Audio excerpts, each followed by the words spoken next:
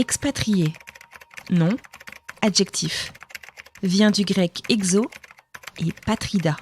Se dit d'un individu qui réside dans un autre pays que le sien. Choc culturel, donc t'as 3 phases. À la phase, tout est génial. Oh wow, les sizes, kiddie size qui font géant, tout est génial, tout est grand.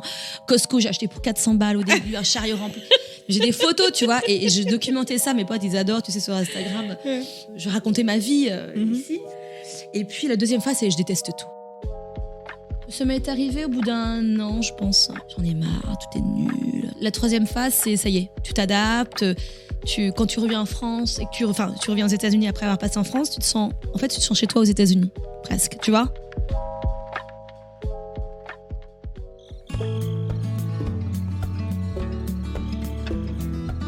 Salut et bienvenue dans French Expat, le podcast de celles et ceux qui sont partis et même parfois revenus.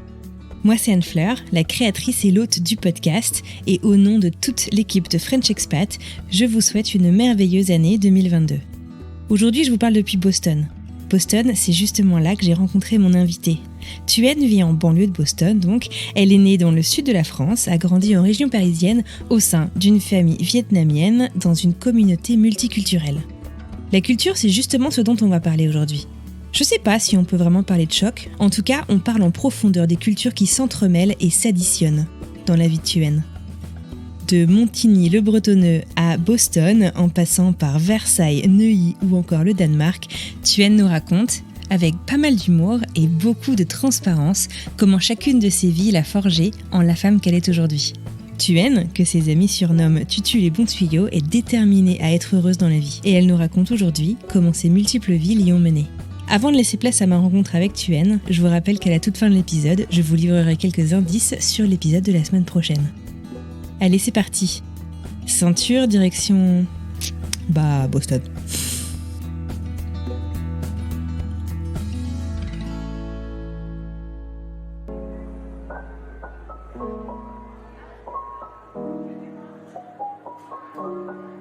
On est vendredi matin, mon fils vient de partir à l'école avec son papa, je suis toute seule à la maison et ça pèle. Il est tout juste 8h du matin, je suis en train de finir mon petit café et j'attends mon invité du jour.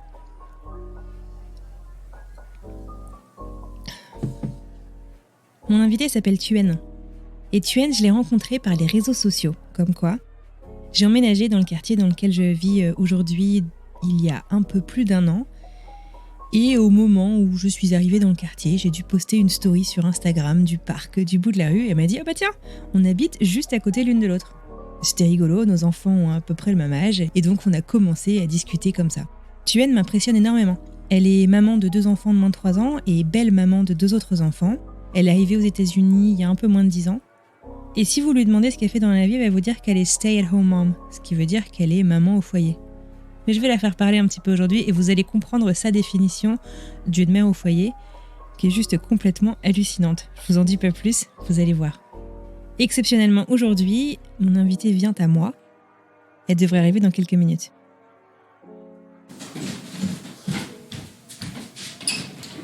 Salut. Non, le mec qui a ça y est, c'est Dieu qui me demandait, mais il faut comment avec Félix? Et comment ça, 8h? 8h, ouais. Ça va? Ouais.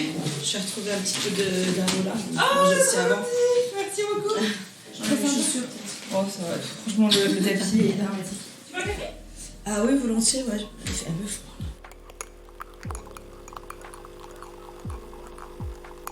Tu aurais un petit peu de crème ou de lait?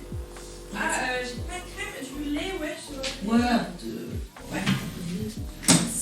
Tu me cuillère? Non, je ne pas manger tout seul. Bon, comment tu te sens? Ça va? Ouais, ça va. Voilà, vas-y, parle. Est-ce que tu m'entends? Ah, t'as du beau matos? Je sais pas si c'est très beau, mais en tout cas, ça marche bien. Ouais, c'est bien. Bah, déjà, Thuyen, c'est vietnamien. Donc, j'ai grandi en France, donc on dit Thuyen. En vietnamien, c'est Thuyen. Parce qu'en fait, Thuyen. c'est une langue monosyllabique. Un mot, un son. Ah, ok. Une signification. Voilà. Et ça veut dire quoi, là? Ça veut dire... alors, Thuyen, ça veut dire ruisseau. rivière. Et en fait, mon prénom en entier, donc c'est Ngop Tan Tueng, ça veut dire ruisseau vert comme le jade.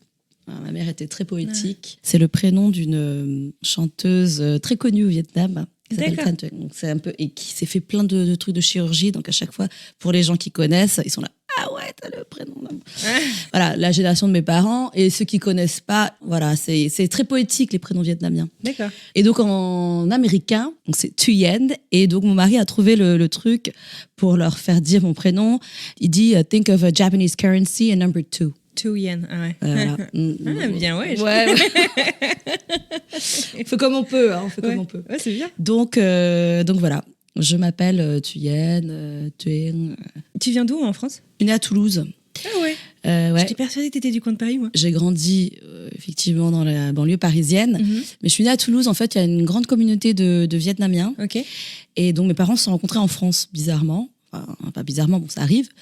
Donc, on a fait un bref séjour aux Ulysses. Et après, on est allé en banlieue parisienne, enfin, plus près des Yvelines. Moi, j'ai grandi à Saint-Quentin-en-Yvelines, Montigny-le-Bretonneux exactement. Bon, c'est classique, classe moyenne. Mais j'ai grandi avec pas mal de copains divers et variés. C'est marrant parce que quand je suis arrivée aux États-Unis, en fait, ce qui me manquait le plus niveau bouffe, c'était pas forcément la bouffe viette parce que t'en trouves ici. C'était la bouffe sénégalaise. Ah ouais. Enfin, ouais, très bizarrement. Et donc, j'avais ce craving de thiep, en fait. Donc, c'est un plat sénégalais à base de riz, voilà. Soit riz poisson, riz bœuf et tout. Parce qu'en fait, j'ai grandi, j'ai fait mon lycée avec... j'étais au lycée Henri Bergson à Montigny-le-Bretonneux, qui n'existe plus d'ailleurs. Et j'avais des copines sénégalaises qui habitaient derrière le collège. Et donc j'allais toujours, alors je me sentais vachement proche, tu vois, dès qu'il y avait des fêtes, la fin du ramadan, ou quand il cassait le ramadan, je venais squatter et tout. Donc j'ai appris à dire bonjour et tout, en wolof. Donc je me sentais très proche de cette communauté. Parce que je me dis, waouh, ils sont vachement proches, ils font plein de trucs ensemble, ils habitent les uns à côté des autres. Moi, j'avais pas forcément ça. Là, on habitait, parce qu'on habitait dans des pavillons, nous. Donc c'était plus des grandes maisons, les uns à côté des autres, mais sans se connaître.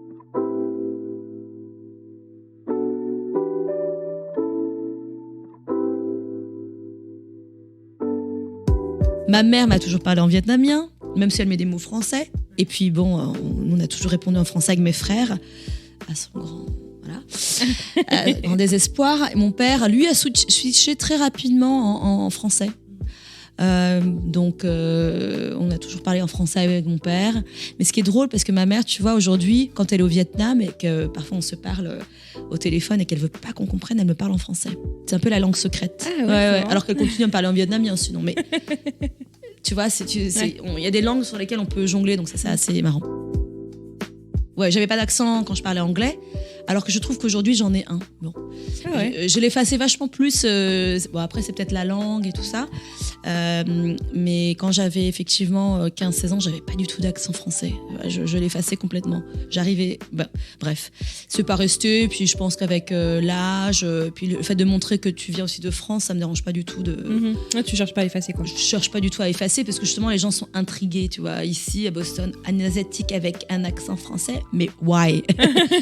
Why? Mais donc tu parles français? Bah oui. Et donc du coup, je sais que tu comprends le vietnamien, mais tu le parles aussi? Je parle un petit peu, je parle comme un enfant de 5-7 ans, quoi, tu vois. Je l'ai parlé beaucoup. En fait, quand tu commences à me parler, ça revient. Ouais. Tu vois, je suis allée beaucoup de fois au Vietnam. Enfin, j'y suis allée quand même très tard dans ma vie. Je suis allée quand je suis en l'an 2000. D'accord. Donc mes parents ont mis beaucoup de temps à y revenir. Je sais pas pourquoi d'ailleurs, bon, bref. Et puis, et une fois que je suis retournée la première fois, on est revenu beaucoup de fois. Parce qu'on n'avait pas forcément d'attache. On avait, si, un peu de famille, mais de la famille éloignée, puisque comme je te disais, la diaspora, ils étaient un peu partis. Donc et puis même mes parents aussi, peut-être qu'ils ont eu beaucoup de mal à revenir. Et donc, ouais, quand je suis revenue plusieurs fois, non, j'étais à l'aise. Enfin, j'ai emmené quand même Jay, mon mari, récemment, c'était en 2015. Et c'était moi qui faisais la traductrice, quoi. Donc voilà, je me débrouille bien. Après, tu vois, par exemple, là j'étais au supermarché il y a 2 semaines, il y a un supermarché asiatique à Morden. Donc tu as des gens qui parlent pas vietnamien, mais il y en a qui parlaient vietnamien parce que il y a certains qui étaient là, je crois des Chinois, ils me comprenaient pas quand je parlais anglais. Donc il me dit Vietnam, je dis yes. Donc il m'oriente vers le mec qui parle en vietnamien et là je bloque. Comment faire? Alors il faut que je trouve le mot pour dire aubergine, tu vois. Parce que j'adore ces trucs-là. Ce qui me reste, c'est des aubergines pickled. C'est des petites aubergines blanches qui sont marinées, que tu pourrais faire toi-même, bon bref, que j'aime bien et que donc je cherchais ça et là le blanc et le mec, donc j'explique, je cherche un truc un peu pickled, donc d'autres mais et tout d'un coup il me dit non mais comment, il me répond, il me dit mais comment ça se fait qu'une viette parle pas viette, tu vois. C'est dur quand même. Ouais, bah voilà, parce que j'ai pas la tête du client, donc et tu vas pas expliquer non mais en fait c'est une bonne femme, donc je suis née en France, tu vois. Ouais. Les gens s'en fichent, hein. Ouais. Donc je pars des rayons et tout d'un coup le mot me revient, donc cafard, le mot aubergine me revient, donc je reviens vers le mec et je lui dis est-ce que tu sais où sont les aubergines pickled? Il me dit ah ouais, bah ça veut être là, sinon on n'en a pas. Ah ouais, ouf, j'ai sauvé le truc, mais sauvé enfin, l'honneur. ouais, mais bon, c'est quand même assez honteux, donc je le pratique pas assez. Mais récemment, je t'avoue, tu sais, avec les podcasts et tout ça, je me suis remise.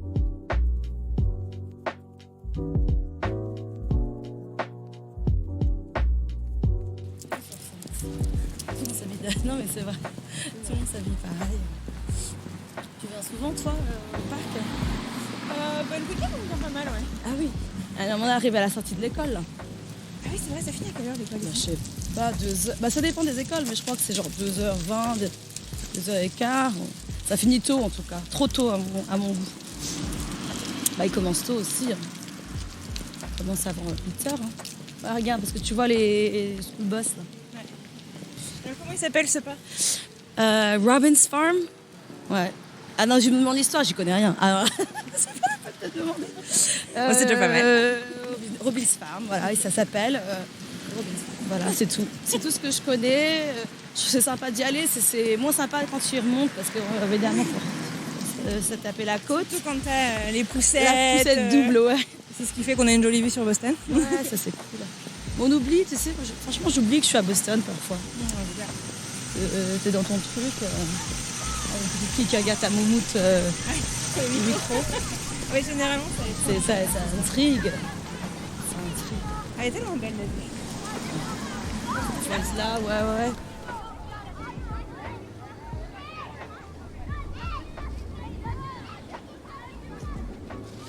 En fait, faut que tu saches que c'est pas un peu par hasard que je suis arrivée aux États-Unis, c'est que j'ai aussi grandi en ayant été beaucoup de fois aux États-Unis. D'accord. En fait, ma famille, donc la diaspora vietnamienne, c'est un peu répartie partout dans le monde. D'accord. Et il se trouve que moi, j'avais beaucoup de familles aux États-Unis, côte Est et côte Ouest. Ah ouais. Des deux côtés.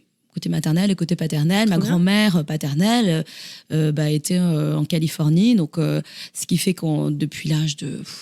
je me rappelle à l'âge de 6 ans, donc je me rappelle les voyages, donc je me dis, tous les 3 ans, 86, 89, on allait aux États-Unis, donc on faisait le périple côte Est d'abord, Pennsylvanie, les cousins, nos oncles et tantes, et après on se tapait le périple jusqu'à Californie. D'accord.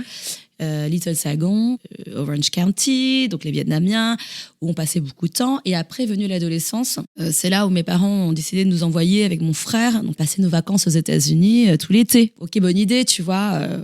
Et en fait, quand tu fais ça tous les ans pendant 3 ans, alors que tous tes potes sont en France, voilà, donc c'est pas terrible. Mais quelle bande d'ingrats, ces ados, ouais, mais en fait, non, mais c'est ça, mais c'est marrant parce que maintenant j'ai des adolescents, j'ai des step kids. Bon, ils sont plus comme ça maintenant, mais il y a quelques années, quand il fallait aller en France, oh non, encore! Je dis, mais tu te rends compte que il y a des enfants qui rêvent d'aller en France. C'est clair.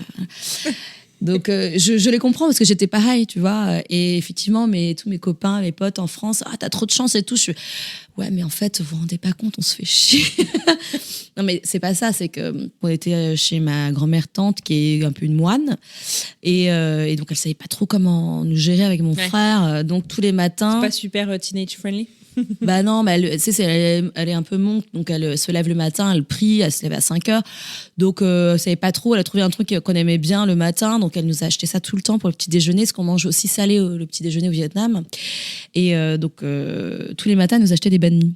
Donc, des banh mi. Alors ça, c'est le sandwich vietnamien, franco-vietnamien, avec une baguette française, mais réinterprétée, avec plein de bonnes choses dedans, de cold cut, donc de salami, charcuterie vietnamienne, avec de la coriandre, des pickles de carottes, de daikon, et du pâté, du beurre. Enfin, c'est assez bon, tu vois. Sauf que quand on mange tous les jours pendant 2 mois parce que c'est ton petit déj, t'en peux plus. Mais c'est drôle parce que c'est resté.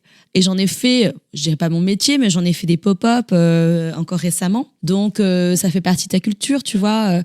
Mais c'est vrai que ça m'a un peu traumatisée. Donc voilà, donc j'ai passé pas mal d'été aux États-Unis avec les parents, sans les parents. L'été d'après, on est allé chez mon oncle qui avait 3 enfants, donc des cousins, donc je suis assez proche encore aujourd'hui.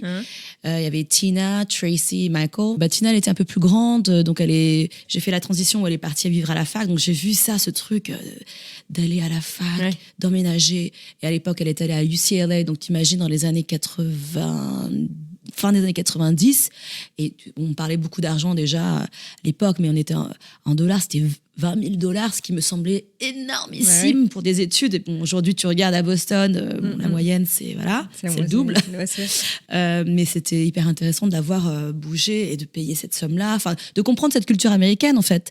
Donc, donc ça, j'ai grandi avec ça et tout. Puis c'est marrant parce que parfois, quand je me pose ou quand on me demande « Ah, mais comment ça se fait que tu arrives aux États-Unis ?» Je pense que c'est pas par hasard, en fait. En fait, moi, je suis la seule aux États-Unis. Donc, j'ai un frère en France, un frère au Vietnam, un demi-frère aussi au Vietnam, mais bon, j'ai pas vraiment grandi avec lui. Donc, c'est un peu dur pour ma mère. Elle n'a pas vu mon fils, qui a 1 an et demi. En même temps, c'est dur, mais en même temps, je sais pas, j'ai grandi comme ça, donc... si tu veux, cette diaspora-là, c'est classé. Enfin, elle est voulue et involontaire en même temps. On a grandi avec, donc on sait que notre famille... elle est aux 4 coins du monde, quoi. Ouais, elle est aux 4 coins du monde. Enfin, je vois mes petites nièces au Vietnam qui me demandent « Mais pourquoi tu n'habites pas avec ta maman en France ?» Tu vois, elles comprennent pas ce truc-là parce qu'elles vivent avec leur mère et leur grand-mère. Voilà, j'ai grandi avec la culture française, donc nous, on veut partir, quoi.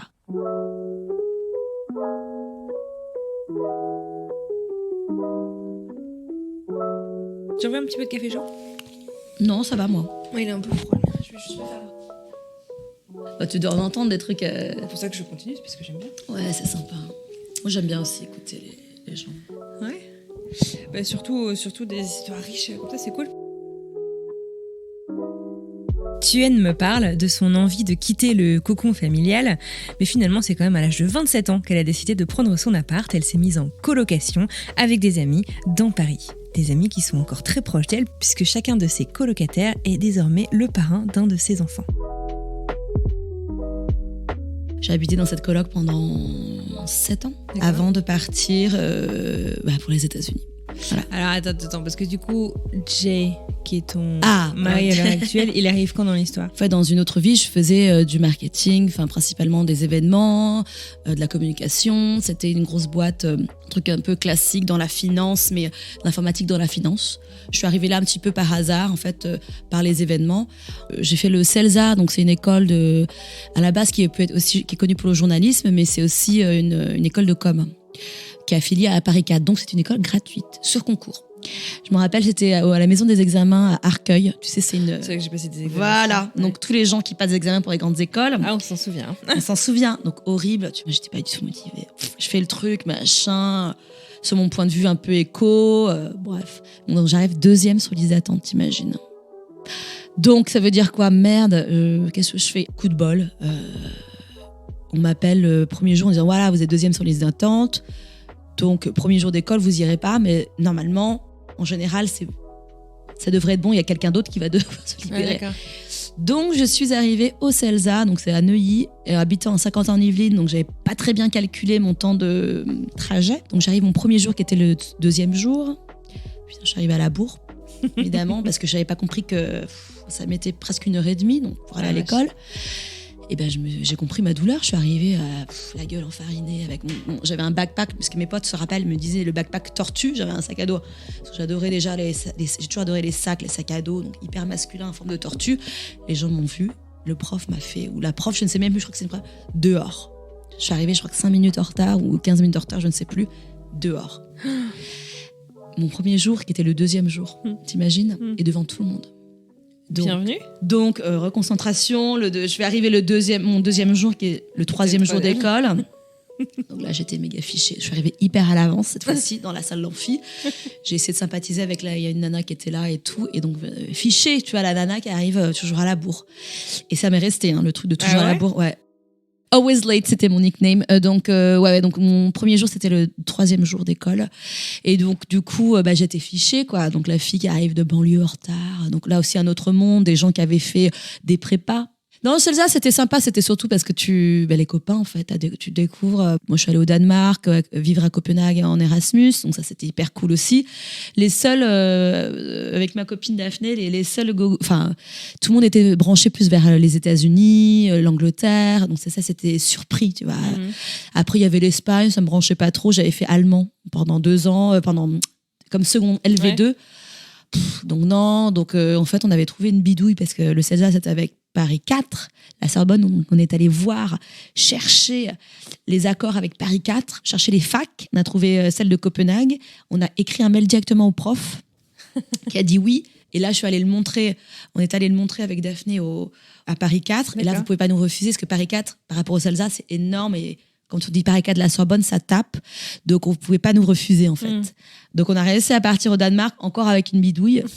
Et c'était très sympa. Il faisait super froid. On était pauvres. On n'avait pas d'argent.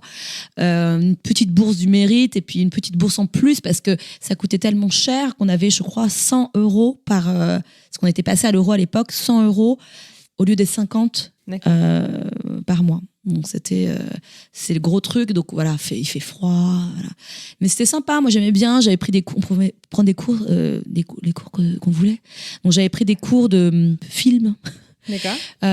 Donc des films, des mainstream and counterculture in the 60s. Donc j'ai découvert la nouvelle vague. D'accord, excellent. Les films français. Donc, tu vois, tous les lundis, on se tapait tous les films avec Daphné, tous les films de la nouvelle vague. J'ai toujours adoré les films, mais là, c'était un truc en plus. Ça, j'avais pris des cours au New York avec un prof, je crois, Monsieur Levin, professeur, un nom de New York, quoi, juif de New York. J'avais adoré. Et j'avais pris un autre truc, je sais plus quoi. Enfin bref, on habitait en coloc avec une Danoise qui mangeait toujours des chemins-breux, des pains, tu sais, le pain noir, là, avec une petite tartine avec du concombre. On était là, oh mon Dieu, elle mange que ça. Nous, on se tapait tous les dépliants pour trouver les bons trucs chaque semaine pour acheter du poulet congelé, pour acheter du riz. Donc, c'est là où j'ai appris. Daphné, qui est d'origine, qui est moitié togolaise. Certes, elle avait fait un stage au Sénégal. Elle m'avait appris à faire le mafé, tu sais, la sauce cacahuète. Elle m'a appris aussi à faire le rougail saucisse. Bon, on a appris on avait le rice cooker et puis voilà. Moi, j'avais toujours la bidouille, j'adorais la télé, donc il me fallait absolument une télé, donc j'ai dû négocier une télé, voilà, on s'est tapé à porter et tout. Bon, les Danois parlent anglais, donc c'est hyper simple, donc on n'a pas du tout appris le danois, très très peu. Mais on aimait bien cette vie-là en vélo, en fait. La vie en vélo, tout en vélo. Et ça je pense que ça m'est resté un petit peu. J'ai regretté après avoir quitté le vélo, mais ça, c'était cool, hein, cette vie-là. Donc voilà, c'était ma petite expérience à l'étranger. Combien de temps ? 6 mois ? Ouais, c'était un semestre, quoi.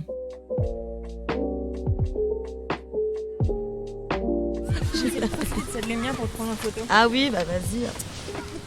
Tu peux prendre avec la vue, vas-y. Je sens comme disent les Canadiens. Thuyen me raconte qu'à son retour en France, elle doit écrire son mémoire. Mais prise par le tourbillon des stages et de ses premiers jobs, c'est finalement 3 ans plus tard qu'elle soutiendra enfin son mémoire auprès de son école qui perdait un peu patience. Après un premier job dans un grand groupe français, dans les relations presse, la voilà dans une entreprise qui l'embauche pour faire de l'événementiel à l'échelle internationale. Une révélation professionnelle, mais pas que.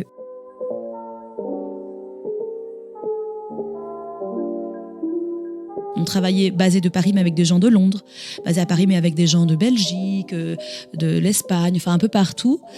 Et ça, j'ai vachement appris. J'ai rencontré beaucoup de gens à l'international. Et puis la boîte française qui se fait racheter par le requin américain, là j'ai été, dans plusieurs cas, souvent c'est tu te fais virer, mais moi j'ai été propulsée et j'ai eu des chefs anglais et à partir de là j'ai fait beaucoup d'allers-retours, donc c'est comme, je dirais pas que j'ai habité à Londres, mais c'est comme si j'avais habité j'y allais une fois toutes les 2 semaines pendant 3-4 ans, tu vois, donc en ayant des boss à Londres, etc. Donc j'avais, pour ceux qui connaissent la carte blanche à Eurostar dans les tout premiers, donc c'était sympa, tu vois, je voyais les stars, comment ça s'appelle, Claire Chazal. Tu vois, tu sais, les stars dans le SAS, là, VIP. Bon, maintenant, je crois que c'est plus accessible, mais bon, j'avais ce truc-là, c'était très sympa. Et donc, effectivement, de ce côté très européen, c'est devenu très international. Et donc, j'ai commencé à bosser plus avec les Américains. Ils voulaient quelqu'un en Europe parce qu'ils voulaient développer l'Europe, mais moi, je faisais tout le marketing pour eux aux États-Unis. Donc, culturellement, c'était un peu difficile. Donc, ils m'ont fait venir plusieurs fois aux États-Unis. C'est comme ça que je suis venue apprendre, entre guillemets, observer comment on faisait les événements à Disney, par exemple. D'accord. Là où j'ai rencontré mon mari la première fois. Moi, je ne me rappelle pas, mais lui s'en rappelle. Et donc, j'ai fait des trucs aussi à Porto Rico. Enfin, tu vois, voir comment aux États-Unis on fonctionnait d'un point de vue marketing. J'adorais commander comment on mange. En France, on prend du temps et on fait attention à ce qu'on mange. Aux États-Unis, tu as des temps. On doit manger. Ouais, voilà. C'est très millimétré, entre guillemets. Tu sais ce que tu dois avoir, les pauses café, les temps de déjeuner, etc. Et ça, je l'ai fait effectivement partout dans le monde. J'ai eu cette chance-là. Donc, je travaillais beaucoup en Europe, Moyen-Orient. Donc, j'ai fait Dubaï, Abu Dhabi. Même si je travaillais dans des lieux où j'ai jamais été, il y a aussi, parce que il y avait aussi l'Afrique. Il y a ce côté culturel qui était très important. Tu vois, par exemple, quand tu dessines, tu prévois les floor plans, donc les maps avec les salles. Les plans d'aménagement. Ouais, les plans d'aménagement. Par exemple, à Dubaï, il ne faut pas oublier qu'il faut mettre les salles où tu peux prier. Parce qu'on vient te demander systématiquement. Même en salle de conférence. Voilà. D'accord. Il faut organiser ça par rapport à ces temps-là.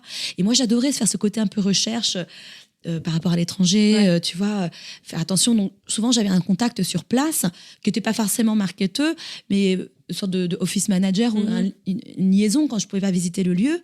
Parce que moi, j'avais cette expertise-là par rapport aux autres mondes, enfin, ce qu'il fallait, comment tu suis dans le monde, les guidelines, mais eux, ils avaient cette sensibilité-là. Tu vois, par exemple, les temps de pause, attention, ne pas les faire à certains moments parce qu'ils vont chercher leur gosse. Enfin, tu vois, des trucs que tu peux pas savoir si tu habites pas le culturel.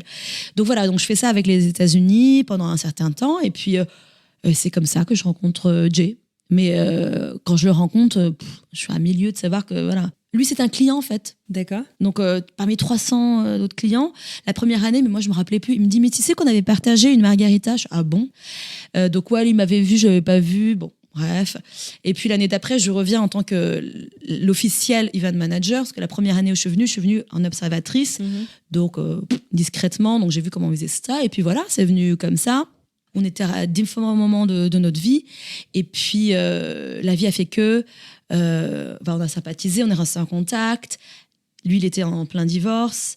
Il est venu en France, ça s'est mal passé, vraiment mal passé. Il est venu en France pour le boulot, pour te voir? Non, pour me voir. D'accord. Ça s'est très très mal passé. Quand tu sors quelqu'un de son contexte, il est venu à Paris, il n'avait jamais voyagé en fait. Donc pour te dire qu'il a fait, à part Cancun, tu vois, il a fait une fois. C'est pas quelqu'un qui voyageait à l'époque. Il est venu en France, sorti de son contexte, ça s'est hyper mal passé. Et je suis là, mais merde, qu'est-ce qui marchait pas? En fait, j'ai pas vu la personne que tu l'as pas reconnue, quoi. Ouais, et puis surtout, j'ai vu quelqu'un qui était pas dans son élément. Mais qu'est-ce qu'il fout là? Il a rien à faire là. Il allait pas du tout avec ma vie à Paris. Il y était pas de place non plus dans ta vie à Paris à ce moment-là? C'était surtout ça. Et puis la vie a fait que moi, j'ai dû aller à New York pour le boulot. Et puis à ce moment-là, comme ça s'est mal passé avec Jay, il m'a dit en gros, ciao, quoi. Et donc je devais retourner à New York. Et puis il est venu me voir en fait à New York. Et là, ça. L'étincelle. Ah ouais. Et là, c'est reparti. Parce que toi, t'étais passé à autre chose? Ouais, moi j'étais can we be friends? Ouais. Horrible. Tu payes 2000 balles le billet d'avion. En fait, c'est à New York que ça s'est reconnecté. À l'époque, il avait encore une moto. D'accord. Et il est venu me voir en moto. Donc, il a fait 4 heures, je crois, 3h30 de moto pour venir me voir à New York. Moi, j'avais un événement hyper high level, donc j'étais assez stressée parce que c'était un moment où, il fallait remercier des gens, c'était beaucoup de budget, donc j'avais pas mal de pression. Donc, j'ai bossé, je l'ai vu, ça s'est hyper bien passé. Je suis venue avec un petit cadeau de France, il adore le coq sportif, tu vois. Il disait ce qu'il a perdu entre-temps, bref. Bravo. Et puis ça a reconnecté et on s'est dit il y a quelque chose qui se passe. Il y a un truc. Ça vaut le coup qu'on creuse un peu plus. Ouais. Et puis la vie a fait que je te disais, j'ai les larmes aux yeux. Oh bah alors. Non, parce que la vie a fait que. Parce qu'entre-temps, j'ai perdu une amie très proche. D'accord. Je m'attendais pas à y aller dans non, rien. T'inquiète pas. Les amis qui vont écouter, ils savent. Bref. En fait, on a vécu du coup beaucoup de choses ensemble, mais très, très rapidement, tu vois. Avec Jay? Avec Jay, ouais, des trucs. Bon, moi, la vie a fait que je voulais partir de l'entreprise, et puis ça s'est fait. Tu sais, je suis partie avec un package. Je sais pas pourquoi je pleure, j'ai un peu la tête qui tourne. Non, en fait. Tu veux un verre d'eau? Tu veux quelque chose? Non, c'est. Non. Quand j'ai dit, on a fait beaucoup de choses ensemble, en fait, on a vécu des choses assez intenses en très peu de temps. Ouais. En fait, j'ai perdu une de mes meilleures amies très peu de temps après. Enfin, bref, ce qui s'est passé, c'est que... Après ce séjour à New York? Non, après ce séjour à New York, en fait, donc il s'est passé des... Voilà, on s'est dit, ouais, on va essayer de creuser le truc et tout. Et puis moi, ce qui s'est passé grâce au boulot qui m'a donné un chèque, j'ai voulu changer de vie. Et du coup, toujours un père qui te pousse à faire des études, etc., qui me fait ouais, tu devrais refaire des études. Donc je dis ah ok, bonne idée, tu vois. Parce qu'entre les jobs, souvent ils me poussaient ouais, refais des trucs. Donc j'avais déjà fait des trucs de management. C'était pour occuper le temps.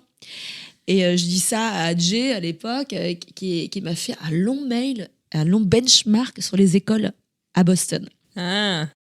Avec combien ça coûte, et là c'est tant de la maison, ça c'est tant de la maison, tu sais, toutes les écoles prestigieuses que tu connais, voilà, Harvard, MIT, machin. Bon bah ok, je montre ça à mon père, il me dit ah ouais, c'est bien détaillé, pourquoi pas, et tout ça. Donc je négocie mon licenciement, et puis je dis bye bye à tout le monde, et je dis bon bah je vais venir une semaine à Thanksgiving faire le shopping des écoles, on sait jamais pourquoi. Bon.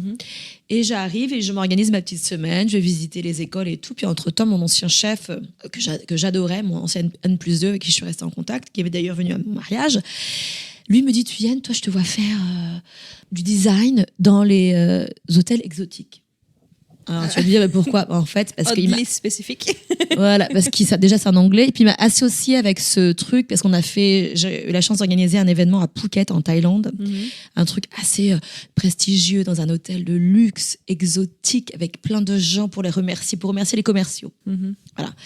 Donc il m'a associé avec ça, donc design.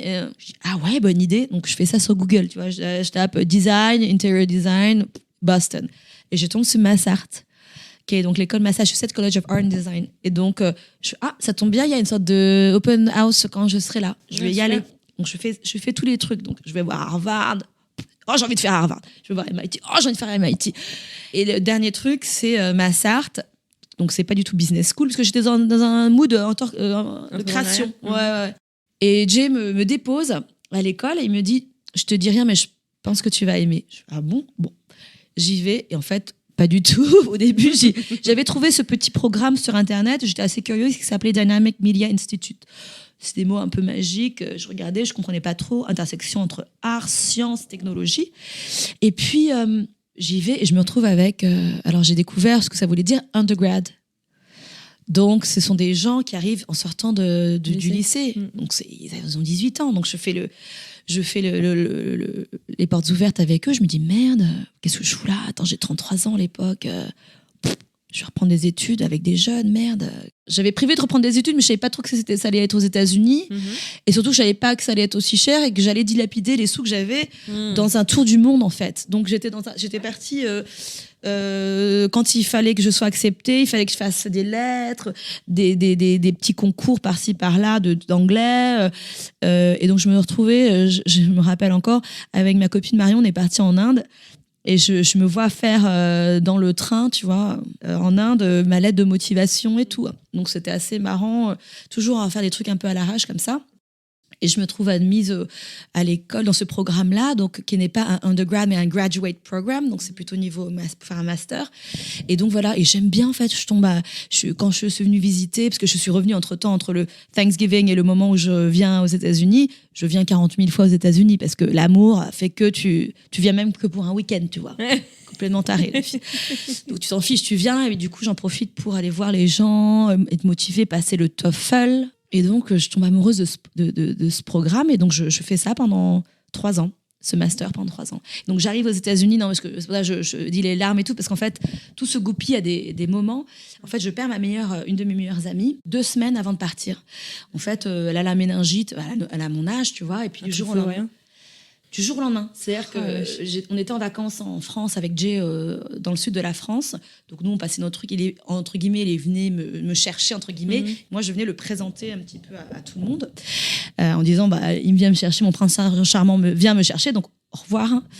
Et donc du coup, Élise tombe malade du jour au lendemain. J'étais à Nice, en 24 heures, elle était partie, c'était horrible. Oh, ouais. Et c'est pas le genre de maladie qui arrive où tu pars et puis c'est pas un accident de voiture et voilà. C'est qu'elle a la méningite. Donc un truc, tu découvres que, en fait, il y a un vaccin, tu vois, mais bon, pour les adultes, voilà. Et tu te retrouves dans le sud de la France à devoir aller aux urgences toi-même parce que comme c'était les semaines où je partais, on faisait plein de fêtes. Et puis Élise était très proche, donc tous les jours, on se voyait avec des potes, etc. Et donc, on s'était fait convoquer par l'agence de la santé régionale. Et on devait prendre une sorte de pilule ou je sais pas quoi, enfin bref, qui te fait pisser orange. Et du coup, la méningite, on s'est retrouvés, tu sais, c'est pas comme si tu avais un accident de voiture, la personne part, tu fais le deuil et tout. Là, la personne part, mais en plus, ça affecte tous les gens et tu dois remonter tout l'agenda de la personne les 10 derniers jours. Ce qui fait que moi, comme j'ai fait des fêtes de départ, et donc ça a affecté ma cousine avec ses enfants et tout, donc tout le monde s'est retrouvé convoqué, entre guillemets, appelé par l'agence. Ça a remué beaucoup, beaucoup de choses, tu vois. On s'est retrouvé à aller faire le vaccin avec les copains. Assez étrange comme situation. Aller enterrer ta copine, aller gérer son appart avec sa mère, avec tous les potes qui étaient là. Et Jay était là à ce moment-là. Ouais. Donc si tu veux, c'est vrai, je te dis, on a vécu des trucs assez intenses. Ouais, en très peu de temps. En très peu de temps, tu vois. Donc Jay est arrivé à un moment où toutes les amitiés se sont encore plus solidifiées avec les gens qui étaient là. Donc il les connaît bien, il est ami avec lui. Donc on est passé par ces moments tristes, mais par ces moments assez forts, quoi.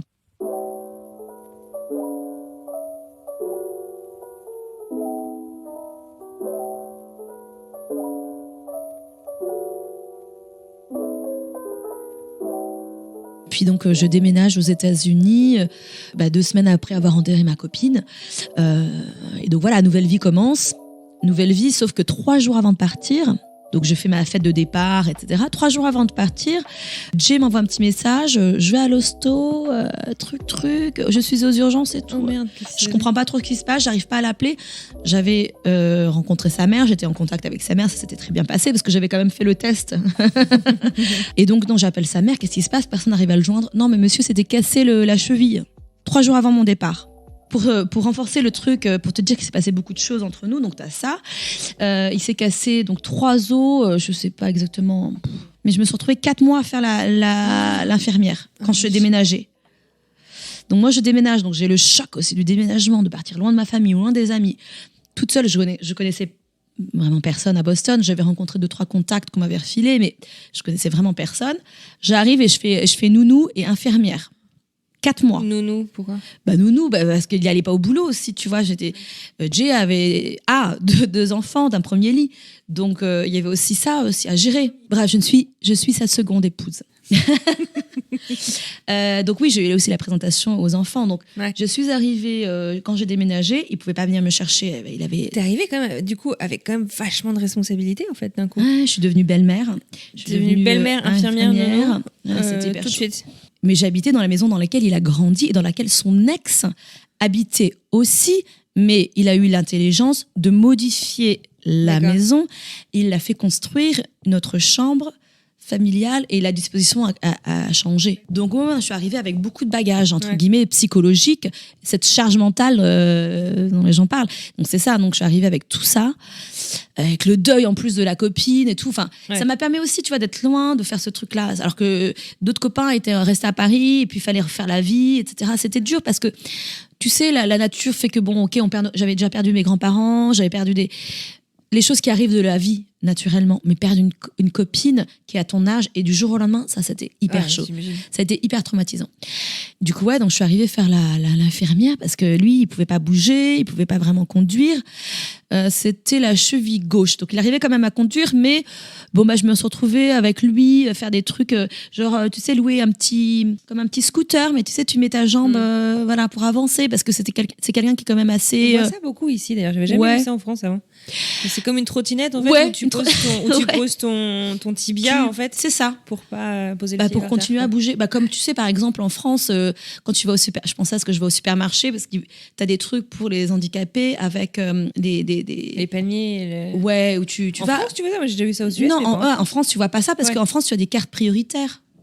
Donc, tu as les gens, des caisses prioritaires, comme ça, ils y vont. Aux États-Unis, tu as les caisses prioritaires, mais en plus, tu as les chariots où tu peux t'asseoir. Ouais. Donc, on a utilisé ça et on allait chez les Costco, les Target avec ça. Et puis, gérer les gamins qui arrivaient le mercredi, parce qu'à l'époque, on avait la garde tous les mercredis, jeudis, et un week-end sur 2. Donc, on les avait soit 3 jours, soit 5 jours. D'accord. C'était une organisation logistique... C'était hyper dur pour les enfants. Enfin, peu importe. En plus, avoir un papa qui est avec les béquilles. Donc, j'ai dû gérer ça. Gérer aussi aller à l'école. Ça n'a pas été de tout repos quand même à ton arrivée. Non, c'était. Mais en même temps, ça m'a occupée. Alors, aller à l'école. Ça t'a permis de te mettre à fond en fait dans ta nouvelle vie. Ouais, voilà. Donc, je suis allée à l'école. Le premier semestre, je me suis dit, tu sais, j'avais ma mentalité parisienne. Donc, je vais prendre les transports. Sauf que mes cours étaient le soir, en fin d'après-midi, parce que c'était beaucoup de profils un peu comme moi, finalement, des gens qui avaient une autre carrière, qui travaillaient. Et en fait, c'est où, Massa? Ouais, c'est près des hôpitaux, tu vois, c'est près de Fenway. Donc c'est un peu chiant. Pour y accéder, la Green Line, c'est un peu des années 1800, quoi. Ouais. Donc horrible. Du coup, j'ai fait ça un semestre en me disant non, mais je suis motivée, je vais faire ça en transport. Donc tu prends la Red Line puis la Green Line, tu mets 1h30. Quand c'est à 20h, t'as pas... Ouais, c'est un peu chaud, quoi. T'es pas super motivé. Donc, j'ai appris, on a fait une lease, donc une leasing en français de voiture. Donc j'ai eu mon premier leasing de voiture, une Lexus hybride. J'ai adoré ça. Ça consommait pas beaucoup, c'était génial. J'avais mon permis quand même en enfant de banlieue. J'avais quand même mon permis à l'âge de 18 ans, donc je savais conduire. Et moi, je rigolais au début. Il allait en bas de la rue faire du sport et il allait en voiture, tu vois. Je me foutais de lui, tu vois. Mais alors que maintenant, c'est moi qui fais ça. Je prends la voiture pour aller en bas de la rue. Faut quand même qu'on explique. En bas de la rue, c'est pas genre un truc à 50 mètres. On habite dans les heights, qui veut dire donc en hauteur. Dans les hauteurs, ouais. Et donc, quand tu vas au club de sport dont tu parles, ton sport, c'est de remonter le truc, quoi. Enfin, de remonter. C'est hyper chiant. C'est vraiment hyper raide. En fait, on fait pas mal de vélo, mais je suis toujours à moitié motivée parce que en bas, quoi, j'aime bien descendre avec les gamins. Et alors, remonter, je marche, je n'y arrive pas. Ouais. Et mentalement, je suis pas préparée. Alors qu'on suit, on fait maintenant, tu fais du spin class, tu fais du vélo et tout. Je suis non, mais je fais pas. Voilà. Je ne suis pas une grande sportive, mais j'ai compris aux États-Unis qu'il fallait faire quand même du sport pour se maintenir, parce que mon niveau de vie, mon lifestyle, mon style de vie bouge plus de la même manière. A complètement changé, tu vois, entre prendre des kilos, manger différemment. Et puis mes copains se foutent de moi et je pense qu'ils comprennent pas, parce qu'en fait ici la nourriture est tellement différente. Ça part de la farine qui est enrichie. Enrichie, ça veut dire quoi? Ça veut dire qu'on rajoute des choses. Donc, ce qui m'a aidé notamment, et c'est pour ça qu'on a je pense, des connexions ensemble. Quand je suis arrivée, j'étais complètement paumée et je me suis rabattue dans la bouffe, faire moi-même les baguettes. Donc, j'avais des séries, tu pourras demander à Jay, où je faisais du pain tous les jours. Il n'en pouvait plus. Et donc, j'ai rencontré en ligne des gens comme Estelle Tracy, tu vois. Qui était invitée de la saison 1 d'ailleurs. C'est vrai? Ah ouais. Je ne manquerai pas de l'écouter. Et qui a fait son guide de survie. Puis j'ai vu comment elle aussi a progressé. Elle a fait ce truc avec le chocolat, etc. Et donc, moi, j'avais ce truc-là avec mon mémoire pour donc les études que j'ai fait, le MFA en design, Master of Fine Art en design, autour de la bouffe. D'accord. Donc, j'avais ce truc-là parce que justement, ce truc de choc culturel. Donc, tu as 3 phases. À la phase, tout est génial. Oh, wow, les sizes, kiddie size qui font géant, tout est génial, tout est grand. Costco, j'ai acheté pour 400 balles au début, un chariot rempli. J'ai des photos, tu vois, et je documentais ça. Mes potes, ils adorent, tu sais, sur Instagram. Je racontais ma vie ici. Et puis, la deuxième phase, c'est je déteste tout. Ah, j'en peux plus, rien n'est. Ah ouais, c'est arrivé rapidement, ça, ou? Ça m'est arrivé au bout d'un an, je pense. D'accord. J'en ai marre, tout est nul, j'en ai marre. Voilà. Et puis après, la troisième phase, c'est ça y est, tu t'adaptes. Quand tu reviens en France et que tu reviens aux États-Unis après avoir passé en France, tu te sens chez toi aux États-Unis, presque, tu vois. Qu'est-ce qui fait que tu te sens chez toi? Chez toi, c'est les gens avec qui t'es, tout simplement. Ouais. En fait, quand je repartais de France, j'avais plus l'impression d'être chez moi. C'est bizarre. Tu vois, j'avais plus mon chez moi, alors que je voyais les mêmes potes et tout ça. Mais en fait, c'est la personne avec qui t'es qui fait que t'es chez toi, la famille, tu vois. Ouais. Ça veut pas dire qu'un jour je retournerai vivre en France. Je pense que c'est un grand projet, un lointain projet, qui est à moyen, court, long terme. J'ai fait tout pour. Il est très sensible à ça. Il a envie, à un moment donné, de vivre, et puis je le souhaite, de vivre cette expérience à l'étranger, comme moi, parce que parfois, ils se rendent pas compte. Moi, j'ai ce choc culturel constamment, tu vois. Ouais. Parfois, il se fiche de moi. Pas que lui, hein, mais Ouais. parce que je prononce mal un mot. Parce que j'ai pas la Comment bonne... ça, il se fiche de toi? Non, mais est-ce que je prononce pas skewers. Squares. Ouais, voilà, j'arrive pas à c'est les brochettes. Skewers. Je crois que tu disais des écureuils. Squirrel, tu vois. Donc, parce que j'ai pas forcément l'intonation dans le. Ouais. Et à chaque fois, je dis, le jour où vous parlerez comme moi, je parle votre langue. Moi, c'est comme ça que ça se finit généralement, les engueulades. Ah ouais. Des fois, t'es mec, il fait, tu te rends compte de ce que tu viens de dire? Je fais, écoute, on a qu'à le faire en français si t'es pas content. Non, mais c'est ça, tu vois. Ils se rendent pas compte. Je pense qu'ils ont un petit aperçu de cette charge mentale de vivre dans une autre langue, parce que c'est ça, c'est vivre dans une autre langue, vivre dans une autre culture, c'est vivre dans une autre langue aussi. Quand on fait nos 2 petites semaines en France, ça, il a pas encore ça, Jay. Je lui souhaite, parce que quand on passe 2 semaines en France, c'est moi qui me tape toutes les traductions. Ah, c'est épuisant. Ouais, parce qu'à part commander... Bon, En fait, du coup, t'es tout le temps dans la traduction, c'est difficile de rentrer dans les conversations, en fait. mon cerveau, il bug vachement. Bah ouais. C'est Ma épuisant. langue est fatiguée, parce qu'en fait, maintenant, je me rends compte, le fait de parler, là, je pense qu'après notre conversation, enfin mon monologue plutôt, je vais me rendre compte que je vais avoir mal à la mâchoire et à la langue, parce que je parle plus autant français qu'avant. Ouais. J'ai eu ce désir-là de parler français, plus depuis que j'ai des enfants, mes propres enfants, entre guillemets. Ouais. Bah, j'enseigne à l'école française ici, en l'after school, parce que justement, tu as ce truc de l'attrition du langage. J'ai appris ce mot-là. C'est quoi l'attrition? L'attrition de langage, c'est quand tu perds des mots de ta langue maternelle. Ça nous arrive tous, hein. Ouais, Jean-Claude Van Damme, tu vas faire Jean-Claude Ouais, Van Damme, ça. je vous invite, c'est parce qu'en fait, c'est un pas truc de facile, cerveau. c'est une je pense. gymnastique constante, Voilà, hein. on fait cette gymnastie-là. Je suis encore plus fatiguée quand je suis en France, parce que j'ai ma famille qui me sollicite constamment. Alors que ici, je parle français aux enfants qui me répondent pas. Donc j'ai 2 petits enfants, donc Bobby et Beckett, qui ont 2 ans et demi, 1 an et demi. Ils me répondent pas encore, voilà. Ils font pas des phrases en français. Mais donc je ne parle qu'avec eux, ce qui fait que l'entourage apprend aussi en même temps. Mais c'est très limité, donc j'ai pas des conversations. À part aujourd'hui, le français, je le parle avec toi, le week-end avec les enfants, ouais, voilà, au parc. Et puis sur FaceTime, Facebook, ça dure pas plus d'une heure, quoi. Voilà. Donc j'ai ce besoin maintenant effectivement, de bien parler français, ne pas oublier. Et j'ai des copains qui me disent, ouais, t'as pas d'accent, mais t'as une drôle d'intonation parfois. En français? What? Ouais. Bah, non. En fait, ça dépend peut-être le stretch mark, justement, cette intonation, Ouais. enfin, l'accentuation de Ouais. certains mots. Ouais. Je dis stretch mark, ça veut dire vergeture. Oui. n'importe quoi. Tu vois, je mélange tellement. Même l'anglais, je mélange l'anglais et le français. Bref. C'est ça qui est horrible, c'est que tu parles aucune langue bien. Oui, c'est ça. Mais c'est horrible. J'ai honte.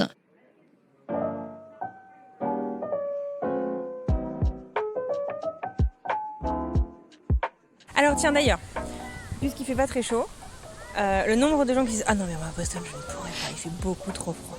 Je pense qu'un quelqu'un ne connaît pas vraiment Boston s'il n'est pas venu un hiver.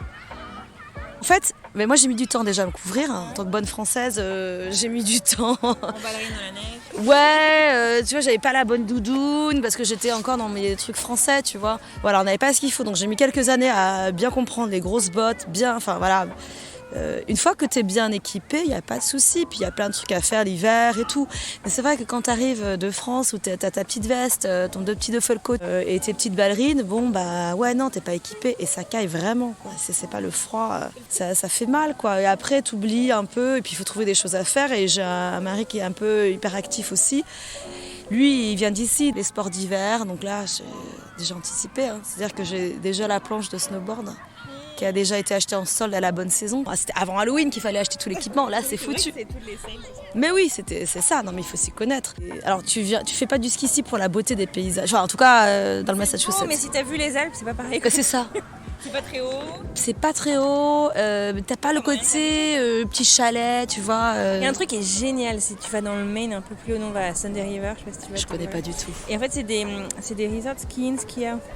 Donc en fait, tu rentres dans l'hôtel avec tes skis. D'accord. Donc la piste t'amène vraiment sur l'hôtel. C'est vrai? Ah bah C'est génial. tu m'enverras ça. Je me suis mariée avec quelqu'un qui aime bien les sports d'hiver, donc Avec maintenant. voilà, son rêve c'est d'aller faire du snowboard dans les Alpes, qu'on ne désespère pas. Hein. Donc, alors je suis motivée, j'ai pris le Kindle, j'ai mis plein de livres en français que j'arrive jamais à lire parce qu'effectivement, je fais partie de ces gens qui ont Et puis t'as 2 enfants de moins de 3 ans quand même, faut remettre les choses en perspective. C'est chaud. Et quoi. t'as 2 jobs en même temps. Enfin, je veux Ouais, dire, c'est alors pas... le job, c'est plusieurs casquettes, mais ici, si tu veux, c'est normal. J'ai envie de dire, tu vois, c'est classique. Aujourd'hui, alors les gens me demandent qu'est-ce que tu fais comme job. Ben, j'ai pas vraiment de job. Déjà, mon frère, je pense à mon frère parce que c'est lui la dernière fois qui parlait avec ma copine devant moi. Hein, mais qu'est-ce qu'elle fait, Thuyen, comme job aux États-Unis? Bah déjà les mères. En fait, je fais plein de trucs, mais j'ai du mal encore à me définir. Donc, quand il faut remplir les papiers, bon, moi, je mets mon employeur officiel, c'est Lesley University. Donc, je suis design faculty, donc je suis prof. C'est marrant parce que maintenant, je pense vachement en termes de couleurs, parce que je suis prof de couleurs. Donc, tu vois, je vois l'image mentale. Bah ouais, puis je pense, alors, complementary colors. Quelles sont les couleurs? Donc, je pose des questions à mes étudiants. Quelles sont les couleurs? Quelles sont les combinaisons, les harmonies que vous voyez là avec cette photo? Bah, décris-moi ça, parce que nous, on voit pas là. Alors, tu as le ciel qui est bleu avec le terrain de... Alors, le terrain de quoi? Foot, baseball, le terrain de sport qui est vert clair. Et puis un petit peu de orange. Donc c'est pas mal, hein. C'est assez harmonieux ça. C'est pas des... Alors en général, quand t'as un peu d'orange et de bleu, c'est pas mal parce que tes yeux ils aiment bien, ça fait le... C'est sur la roue de la couleur, c'est complémentaire. Orange et bleu. Et alors un peu de vert, c'est à côté aussi. Donc je vais pas rentrer dans les détails de split complementary, tu vois. Quand tu trouves que quelque chose est beau, aux yeux, au niveau de la couleur, il y a une raison derrière qui est assez scientifique. Hein. C'est parce que tes yeux, ils équilibrent les couleurs entre elles. Donc ça harmonise. Donc tu vois, là, tu vois un petit peu d'orange avec le bleu, c'est sympa. Ah oui, c'est magnifique.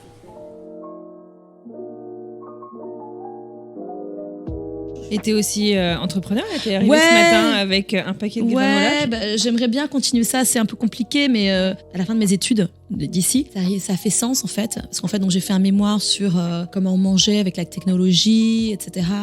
Moi, quand je suis arrivée ici, j'avais l'habitude, en France, de déjeuner avec des amis, etc. Je suis arrivée ici, je déjeunais toute seule. Donc j'ai commencé à déjeuner avec ma mère, sur FaceTime, avec les copines, parce que c'était l'heure du dîner pour eux, tu vois.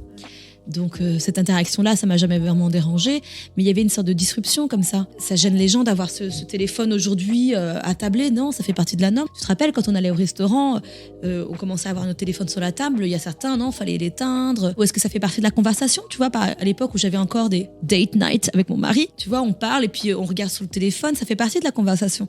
Donc il y a cette disruption-là que je trouvais intéressante, et donc j'ai fait mes recherches là-dessus, et puis juste tout de suite arrivé à la fin où dans ma conclusion je dis j'ai besoin de faire un truc créatif, mais je savais pas trop quoi.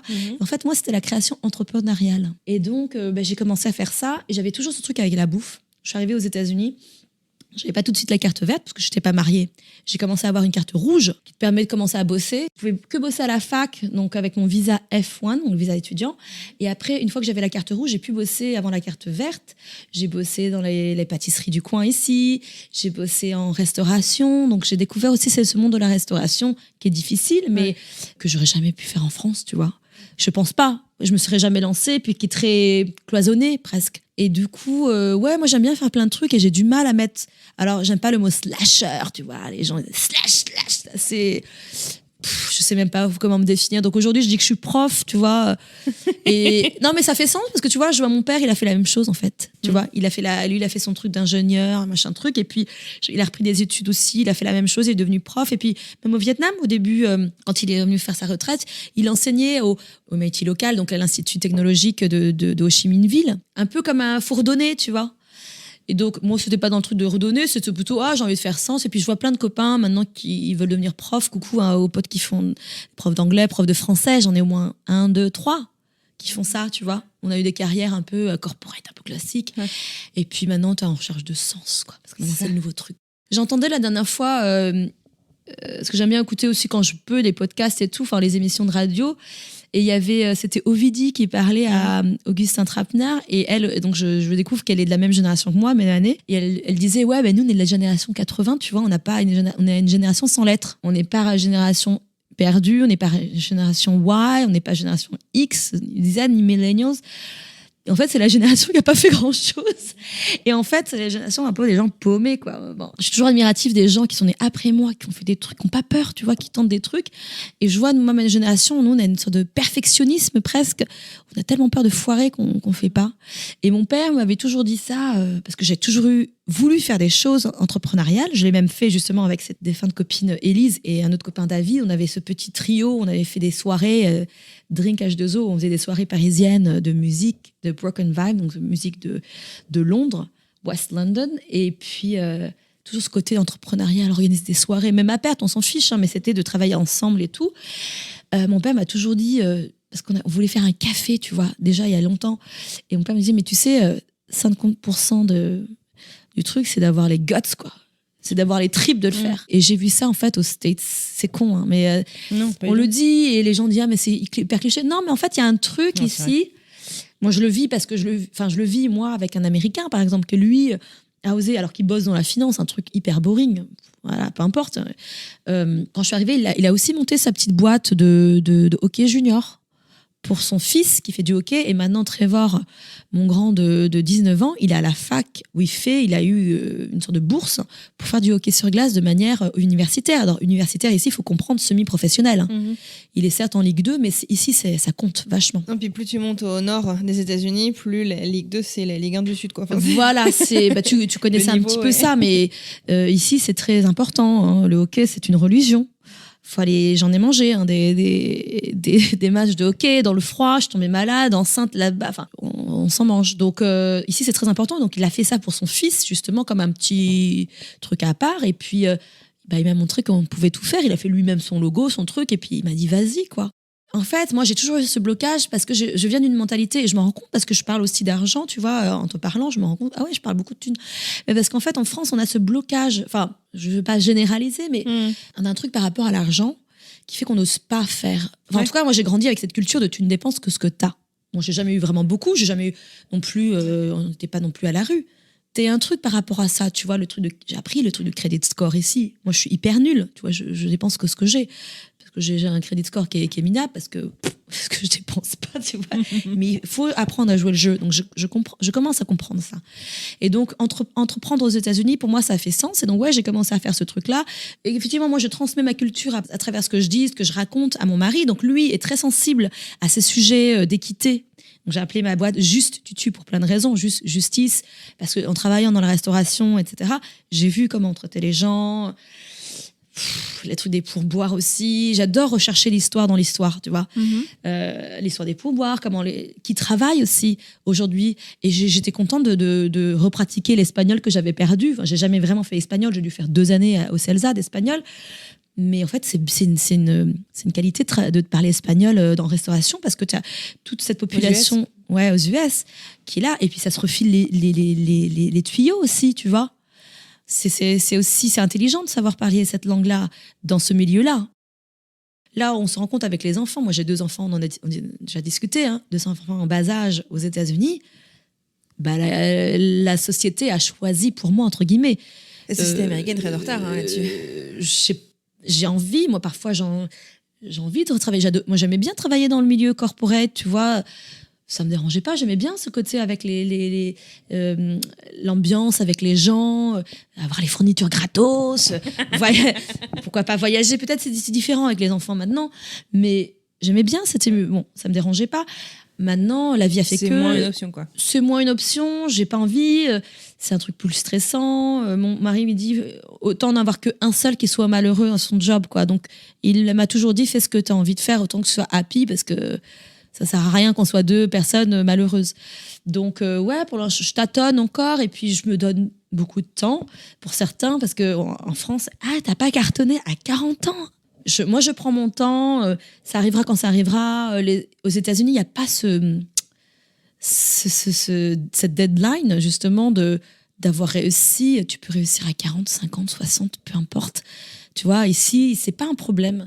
Et puis, tu sens l'encouragement, l'émulation quand tu dis que tu as fait des trucs entrepreneurs. Les gens sont assez solidaires. On te pousse vachement là-dedans, super. Du coup, j'ai tenté, j'ai commencé par des pop-up de banh mi. C'était très intéressant à faire. Moi, je suis revenue à mes premiers amours d'organisation d'événements, de faire aussi la nourriture et puis travailler en famille. D'avoir ma mère qui vient du Vietnam, qui vient de France, pour venir nous aider pour le deuxième pop-up. Avoir la belle-mère, les enfants qui participent. Le premier, j'avais eu 2 copines, une qui habite ici et une qui habite en France. Et donc, avoir ce truc-là. Donc, je suis toujours à la recherche une excuse de travailler en collaboration. Alors que même si mon business, c'est une seule entité, j'ai toujours envie de travailler avec des gens. Donc, je sais pas encore ce que je vais faire, ce que juste tu là, j'ai fait les granolas, là, encore assez récemment, après la pandémie est arrivée. Mais ça c'est arrivé parce que je faisais ça depuis un petit moment. J'ai eu du diabète pendant mes grossesses, ça a marché sur mon truc. Et puis, j'aime bien tu viens jamais les mains vides chez les gens. Tu vois, j'ai appris ça, un petit truc, un petit cadeau, peu importe. Et puis, j'offrais toujours ça à mes potes qui venaient, ou des gens quand j'allais chez les gens. Voilà, c'est de main en main. J'ai fait un site, bon, c'est vraiment parce qu'en fait j'aime bien ce contact avec les gens, donc j'ai pas fait le truc où j'expédie, tu vois. Donc j'avais des clients où que j'allais les déposer là dans le centre de Boston, tac tac tac. Et donc la pandémie est arrivée, les gens travaillaient moins, donc travaillaient à la maison, donc ça s'est un peu arrêté. Puis bon, la vie a fait que je n'espère pas de reprendre. Juste je l'ai fait en sorte que ce soit assez large autour de la bouffe, mais pas que. Donc autour des événements. Peut-être du consulting aussi, parce que j'adore ça, parler avec les gens, conseiller, donner mes idées, puis surtout vendre mes idées, parce que j'en ai à la seconde. Et ça, c'est un truc, j'aimerais bien switcher à ça, petit à petit. Mais bon, pour l'instant, aujourd'hui, je suis prof de fac, je fais de l'after school, je fais un peu du tutoring aussi. Il y a une grosse demande ici à Boston de profs de français, en fait. Donc cette année, j'ai accepté. Au début, j'étais pas trop pour, parce que ça me prend du temps aussi. Mais en fait, j'aime bien ça. J'aime bien les enfants. Je suis sensible aux gens qui aiment la langue française, aux francophiles. Il y a une connexion qui se fait, tu vois. En fait, j'ai l'impression que tu as recréé le type de communauté dans lequel tu as grandi, en fait, dans ta nouvelle vie. Peut-être. Enfin, c'est marrant, oui, peut-être. Parce que tu disais que... Bon, alors, tu avais tes copines qui étaient sénégalaises. T'admirais un peu sur leur manière de vivre, tous les uns à côté des autres, parler la langue. Peut-être, ouais. D'avoir la famille tout autour de toi. Et là, tu travailles avec des gens que tu connais, tu travailles avec des gens que t'aimes, enfin, tu as des amis, de la famille. Non, t'as peut-être raison. Ouais, c'est se recréer sa propre communauté et son chez-soi. Ouais. Et puis, moi, j'adore. Fait vachement rapidement, comme c'est impressionnant. Rapidement, tu sais, ça fait bientôt 8 ans que je suis là. Ouais. Mais je perds pas ce pont avec la France, tu vois. J'ai envie de faire un truc. Alors, je sais pas, c'est peut-être un jour revenir en France et faire quelque chose. Et puis d'avoir d'avoir ces 2 pieds-à-terre, entre guillemets, culturels. Donc, je ne désespère pas d'avoir encore un lien avec la France. Je ne sais pas comment. Peut-être Alors, peut-être ça, c'est simpliste de dire café. Alors, le truc, j'aimerais bien... Tu sais, avec l'âge, je n'ai pas envie d'aller trop loin. Faire un truc dans cette communauté-là. Moi, j'aime bien maintenant Arlington, tu vois. C'est un peu... Tu peux décrire Arlington pour ceux qui ne connaissent pas C'est à 20 minutes de Boston, mais 20 minutes, pour ici, c'est très peu. Donc, c'est genre ici les Moulineaux, quand tu habites à Paris, parce que tu l'atteins avec le T, donc le métro. C'est une banlieue comme ça, sympa, très vert. Pour moi, qui arrive de France, une banlieue presque campagne, parce que c'est... Mais pour ici, c'est la banlieue très proche. Tu vois, parce que moi j'ai plein d'étudiants qui viennent du parc, tu vois toute la skyline de Boston. De Robbins Farm, là tu vois tout Boston, et c'est vrai que de moins en moins je vais à Boston. En fait, les gens, j'ai remarqué, vivent plus autour de Arlington, Cambridge, Somerville que Boston. Boston, c'est quand t'es plus jeune. J'ai encore des copains, tu vois, qui viennent d'avoir leur 2e enfant, qui sont dans le centre, à South End, donc c'est très mignon, hein, mais ils en peuvent plus, c'est dur pour les enfants, donc ils déménagent. J'ai remarqué en fait que je vais dans Boston quand j'ai de la visite en fait. De la Parce famille. Que tu viens en tant que touriste. Et ils veulent voir Boston, donc on va voir Boston. Voilà. Quand t'as un concert ma vie, ou quand t'as elle est à Cambridge. Et même des restaurants, tu vois, j'ai fait beaucoup. Super restos ici. Ici, c'est plutôt Cambridge et Somerville. Somerville, c'est le Brooklyn de Boston. Si tu aimes le sport, à Boston, c'est bon. Ouais. Voilà, et t'as tout ce qu'il faut. Bon, moi, je suis pas une grande sportive, mais j'aime bien le basket, aller voir le basket, ça me dérange pas. Le hockey, par défaut, je suis obligée, je fais pas semblant, mais je suis solidaire, je fais mon travail de belle-mère. Ouais. Le basket, oui, j'aime bien. Après, t'as le baseball, c'est sympa comme expérience, c'est très long. Ouais. Est-ce que t'es déjà allé voir un match de baseball? Non, 4 heures. Comme quoi. le football américain aussi, je trouve ça trop On long. m'a dit que le football, c'est très long, c'est le football américain. J'ai jamais fait encore. Mais oui, il y a une culture du sport ici qui est énorme. Hein, Mais j'aime bien, par exemple, le halftime, tu vois, du football américain. Moi, j'aime bien les excuses pour manger et faire la fête. Donc, j'adore, pas Thanksgiving, mais Friendsgiving, quand on a l'opportunité de le faire. Donc, ça fait longtemps qu'on l'a pas fait. Là, ça fait presque 2 ans. Moi, j'adore les traditions. Donc, je prends les traditions. Par exemple, mon mari est catholique, donc hop, je prends les traditions catholiques, on s'est marié à l'église. Bon. J'aime bien, en fait, du coup, notre biculturalité pour ça, et toi, peut-être même presque triculturalité. Ouais. Parce que du coup, tu peux prendre ce que t'aimes bien. Pioches. Ouais, Ouais, c'est ça. T'es pas obligé de tout prendre, mais tu peux prendre ce que t'aimes bien, ce qui te parle le plus un peu partout, et en faire ta culture familiale. Ouais, c'est ça, t'as grandi. Puis c'est marrant parce que tu vois, ça, je le traduis à travers la bouffe beaucoup, tu vois. Parce que j'ai plein de collègues françaises, de profs de français qui cuisinent français. Moi, ça me dérange pas. Je fais des quiches, je fais des bourguignons, je fais des trucs, voilà. Parce que ma belle-mère ici adore la cuisine française. Mais là, je t'ai fait une soupe viette, le houti, une soupe viette avec des trucs. Et ça, effectivement, mes beaux enfants, ils aiment bien parce que eux aussi, ils sont cartons chinois. Leur mère est moitié, mais ils ont moins cette culture. Ils ont un petit peu la culture chinoise, même si la mère ne parle pas, mais la grand-mère qui apporte des jok, donc des rice porridge, des soupes de riz. Donc, eux, ils ont grandi beaucoup avec le riz, les nouilles et tout. Eux, ça leur dérange pas que je vienne avec mon pho, tu vois, viette, avec mes soupes. Ah, ils adorent. Bon, moi, à mon petit niveau, je déteste le gaspillage alimentaire et tout. Donc, j'essaie de recycler un peu tout. Donc, ils me connaissent très bien à la maison. Je recycle des trucs pourris, machin. Donc, alors, j'ai fait toaster les graines. Donc, les gosses, ils ont pris, ils sont étouffés avec. Donc, t'imagines bien, 1 an et demi, Beckett. Voilà. Donc j'ai fait le risotto pumpkin. Bon, j'essaie de recycler. C'est ma mentalité aussi de pas de perte, tu vois. Bon, on a grandi comme ça. Donc voilà, ouais, triculturalité peut-être, ouais. Mais j'en suis fière et j'ai toujours été fière, tu vois. Et tes enfants, du coup, ils se considèrent, enfin, tu les considères, tu penses qu'ils seront quoi? Enfin, tu vois, ils sont français paumés aux US, ils sont américains avec une maman française.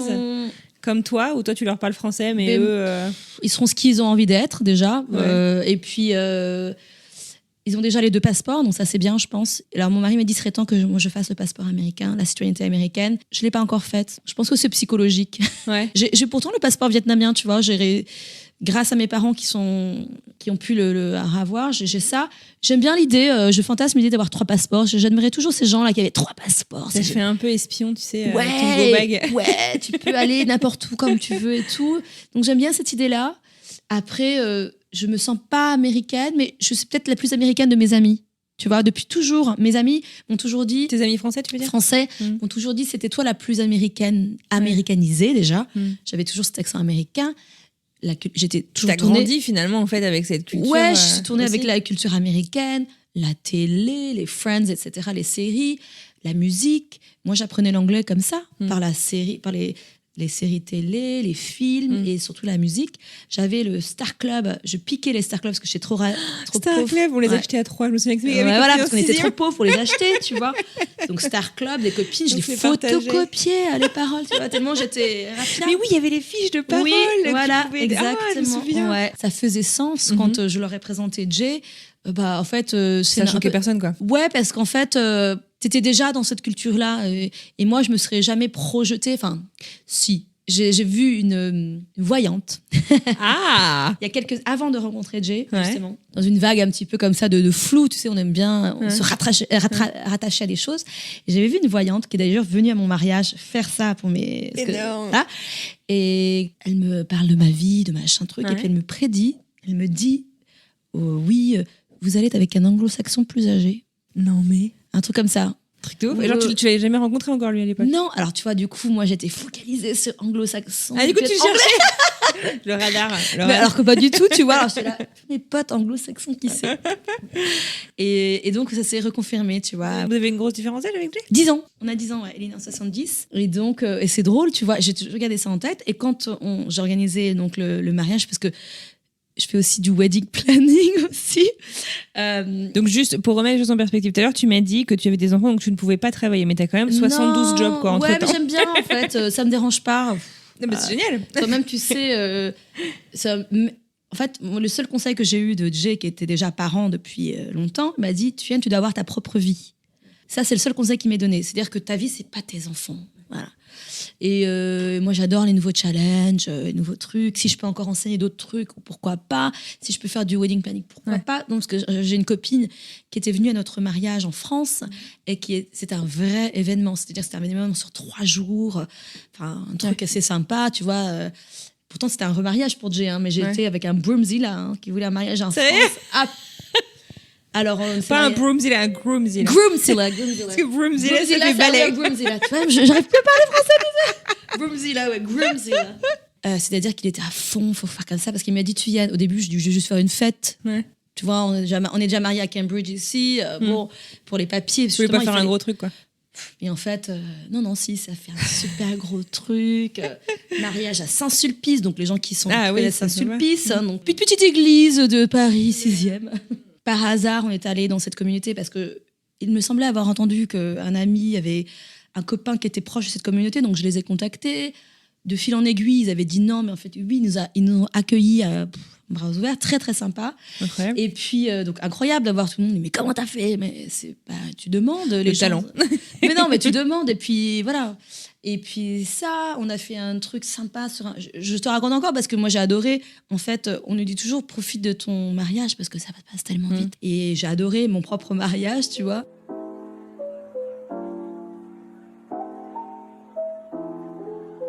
J'ai une dernière question. Ah, vas-y. Toi. Mais s'il y avait un conseil que tu pouvais te donner rétrospectivement par rapport au jour où tu l'as rencontré ou par rapport à tout ce qui t'est arrivé là au cours des 8 dernières années par rapport à ton arrivée. Si t'as la pêche, après tout vient, tu vois. J'ai l'impression que t'es quand même fondamentalement optimiste. Ouais. Moi, je suis un peu trop, en fait. Ça fait partie de ma personnalité. Donc, moi, je vois toujours le meilleur de tout. Donc, des gens, des situations. Ouais, des gens. Donc, mon mari me dit mais fais gaffe, tu te fais arnaquer quand tu fais des trucs sur Internet. Moi, je suis assez optimiste et puis peut-être un peu naïve, mais ça me permet d'avancer, tu vois, de croire en la bonté des gens. Je me suis déjà fait arnaquer plein de fois. Mais effectivement, je vois toujours le bon côté des choses. Le verre, plus que rempli, je le vois énergisant. Tu vois, ça me remplit de vitamines.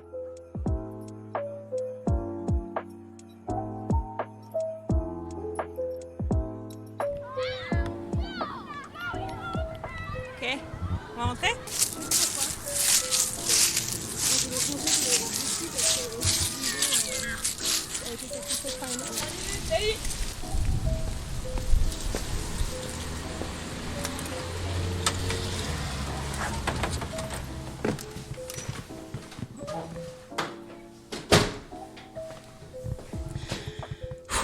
Je suis encore vivante, il fait trop froid.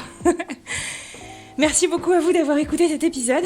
Un grand merci à Thuyen pour ce chouette moment passé ensemble. Je vais me faire un chocolat chaud et je vous propose d'écouter quelques indices sur la destination de la semaine prochaine.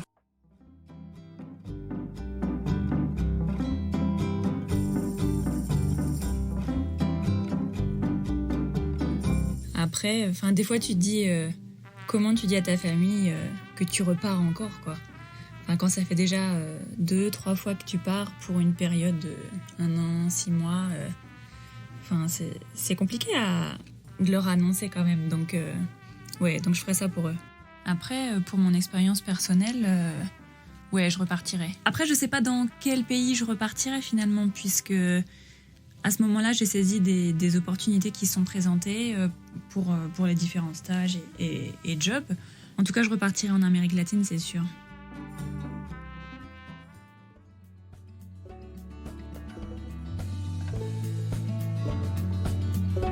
Voilà, si vous avez aimé ce que vous avez entendu aujourd'hui, n'hésitez pas à le partager autour de vous, à mettre des étoiles quand vous en avez l'opportunité et à vous abonner sur votre plateforme d'écoute préférée.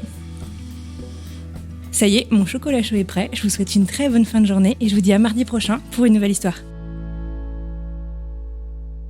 Est-ce que tu as des questions pour moi avant qu'on se lance ou...